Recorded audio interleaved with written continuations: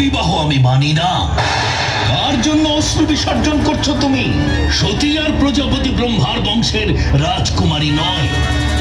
তার পরিচয় সে এক দরিদ্র শ্মশানবাসী ভিক্ষুকের সহধর্মিনী। আর মহারানীর অশ্রু এমন অপাত্রে দান করা যায় না। তুমি জেনে রেখো রানী, এই অপমান আমি বিনা প্রতিবাদে কিছুতেই মেনে নেব না।